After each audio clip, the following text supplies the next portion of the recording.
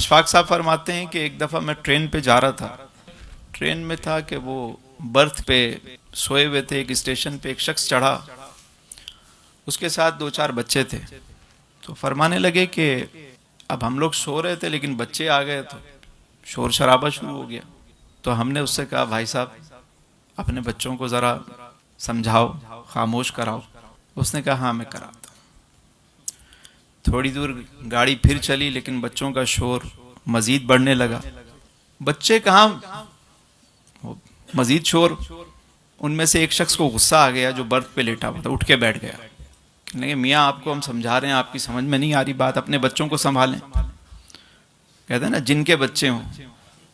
اب کیا کہتے ہیں, جن کے بچے, زور جن پہ ہوتا ہے.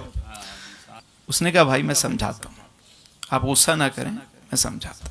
ٹرین چل رہی ہے, شور مزید بڑھا.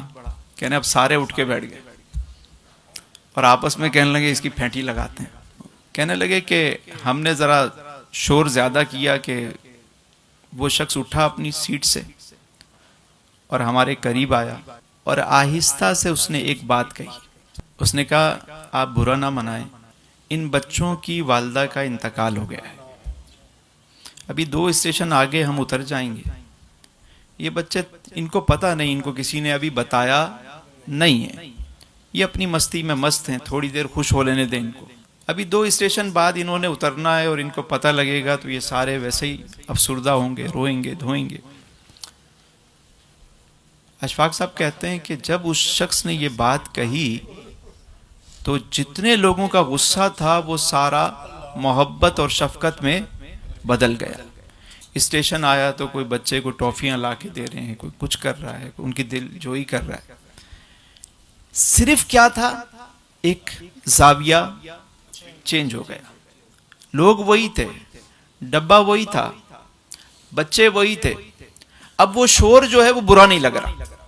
جس شور سے انہیں تکلیف ہو رہی تھی, پریشانی ہو رہی تھی, اب وہ شور ان کو برا نہیں لگا. کیوں؟ کیونکہ وہ اس راز کو سمجھ گئے, اس بات کو سمجھ گئے. بسا اوقات ہم لائف کے اندر نہ خام خواہ غصہ ہو رہے ہوتے, انزائٹی, ڈپریشن مطلب بڑھتے جا رہا ہے. جس کو حقیقت سمجھ میں آ جاتی ہے اسے پھر ستم بھی کرم لگتا ہے, ستم بھی کرم لگتا ہے.